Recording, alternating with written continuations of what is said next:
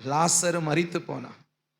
அவருடைய சகோதரி, இயேசுவே நீர் மட்டும் இருந்திருந்தா என் தம்பி மரிச்சிருக்க மாட்டானே, நீர் மட்டும் இருந்திருந்தா அவனை காப்பாத்தி இருக்கலாமே.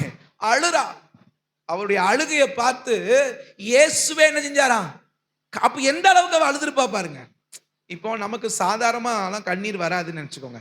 ஆனா திடீர்னு ஒருத்தங்களுக்கு படுற கஷ்டம் பாடெல்லாம் பார்க்கும்போது நம்மள அறியாமலே அப்படி கண்ணீர் வரும் பாருங்க. அப்ப இயேசுவுக்கு கண்ணீர் வரணும்னா எந்த அளவுக்கு அவ புலம்பி இருப்பா, எந்த அளவுக்கு அவ அழுதுருப்பா அந்த இடத்துல. யோசித்து பாருங்க. அவள் சொன்னார், ஆண்டு சொன்ன, நீ விசுவாசித்தால் தேவனுடைய மகிமையை பார்ப்பாய். அல்லேலூயா.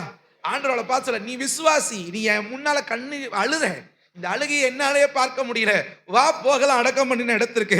அந்த இடத்திற்கு போய் ஆண்டவர் சொன்னாரு, கல்ல புரட்டுங்கன்னா லாசருவே வெளியே வான்னு சொன்ன பொழுது அவன் உயிரோடு கூட வந்த பொழுது லாசருவின் சகோதரிய கண்ணீரை துடைத்து அவள் முகத்தை தேவன் பிரகாசிக்க பண்ணினது போல நம்முடைய முகத்தையும் கர்த்தர் பிரகாசிக்க வல்லவராயிருக்கிறார்.